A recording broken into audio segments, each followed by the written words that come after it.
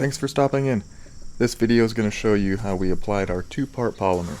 If you have a pond leak and are considering your polymer options, I'll share our entire process. Also, save this video in the upper right hand corner as we tested the two different polymers on the market to show you which performed better. After much research and discussion, we've concluded that our pond leak is most likely coming from seeps and leaks in the basin. The pond was not compacted before it started filling up. So if you're listening and you've not started your pond yet, please compact your pond basin first. Spend the extra time and money up front. You'll be glad you did. If you don't, keep watching this video so you can see the foreshadowing of what you'll have to deal with. These shots are of my AquaView camera dragging on the bottom of the pond, stirring up clay particles in an attempt to locate some cracks and seeps in order to pinpoint areas where the leak was most likely coming from. Here you can clearly see a crack, or chasm even. I was trying to determine if the clay particles were getting sucked down into the crack, which would indicate where we should focus our polymer application. It appears that there might be some movement of the clay moving down into the crack, but not as fast as I would think if this was a gaping hole. This was just one area of the pond that looked promising. This was like trying to find a needle in a haystack. I suppose you could put some diving equipment on and search that way, but that would be a lot of work. What I'm trying to tell you is compact from the start so you don't have to do this. Let our experience be your lesson. Polymer's not cheap. See our other video on that for details. So you want to try and narrow down where the leak is most likely coming from so you can focus your application on the most likely culprit areas. You'll want to apply this stuff when your pond is mostly full, so where the hydrostatic pressure is the highest and leaking at its fastest. That way it gets sucked down into the cracks as far as it can go. Some may know this as soil floc. It's the same product. Soil floc is a branded name. Seek Leak is the same product. You can get it cheaper from Hudson at Hudland Management. We've got buckets of Seek Leak. We've got two parts. We got part A in the green bucket and part B in the orange bucket. That way we're supporting our local farm stores. We got equal opportunity provider. We got Menards and Fleet Farm represented here. Got our buoys. All right, so here's the situation. From the time we started filling our pond, we got to about this level, and then it started leaking. We got it all the way to full. We're about maybe a little less than 4 feet low right now, but I think the hydrostatic pressure in the deepest part of the pond is where the water is leaking. After a couple failed attempts, maybe learning opportunities, we do know that it's not leaking out the side where the pipe goes through the dam. The dam on the back side, we don't notice any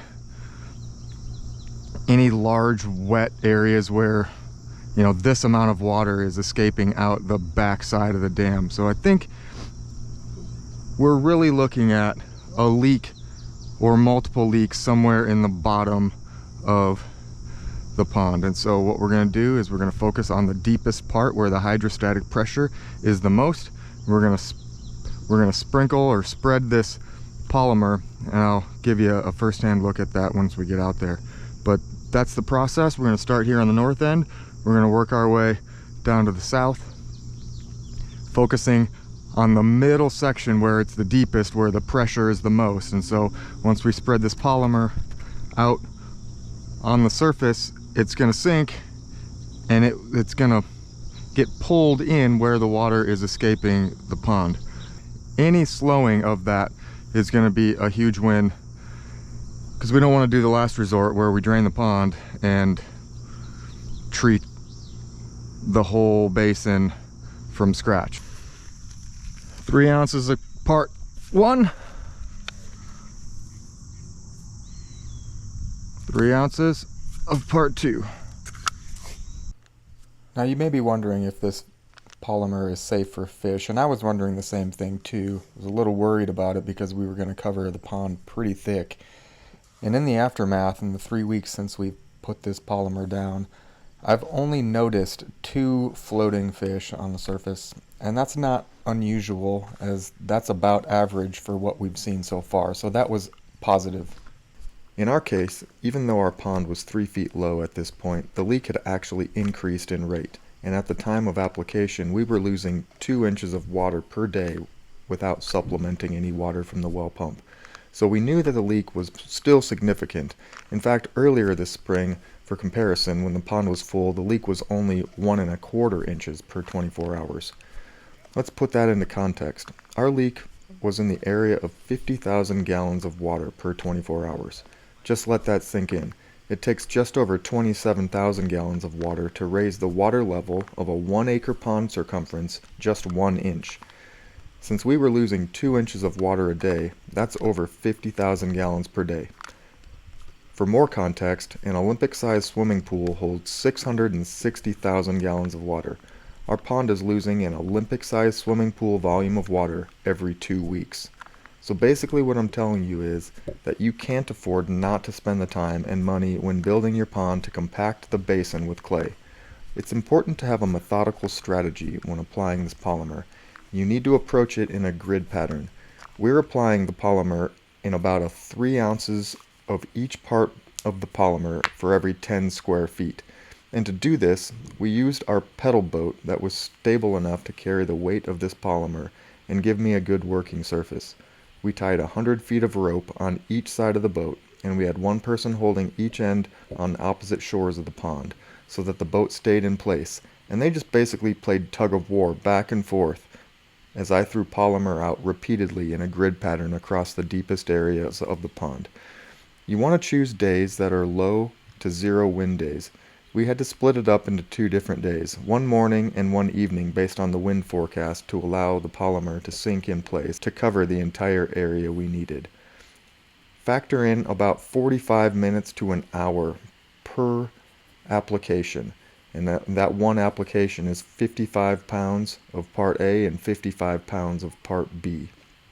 Time will tell if our application has helped. Each pond is different, and you should expect to see varying results based on the nature of your pond leak. In our case, I will consider this successful if we are able to reduce the leak rate at least a little bit. It will be a smashing success if it reduces it by 50% even. I seem to throw just a little bit more with my right. Yeah, the further I can throw it, the more it spreads. Let me feel this spot. I mean, now that the wind has died, I can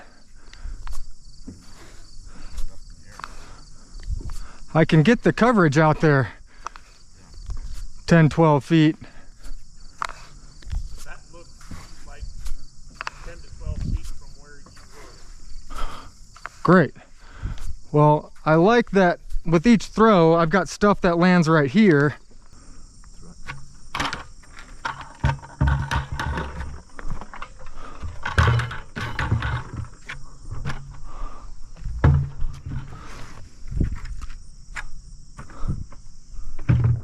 Got a little slime on the handles for you. All right. The aftermath is a mess. This stuff applied in the right place, if this gets down to the bottom of the pond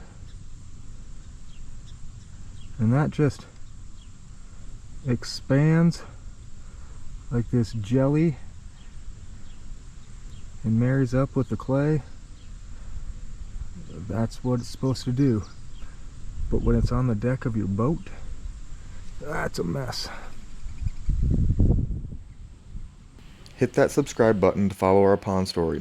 We don't just make videos about pond leaks. In fact, I hope I don't have to make many more. We've got a massive waterfall project in the works, and in order to make that all work, we need to get the leak fixed in order to maintain a consistent water level. Consider sharing this video if you know of others who are in this same boat. I hope our struggles and lessons learned can help others not repeat it. If this video was helpful, could you give it a thumbs up and consider subscribing to get notified for future update videos to track our progress and hopefully help you in your pond projects. So until next time, friends, God bless.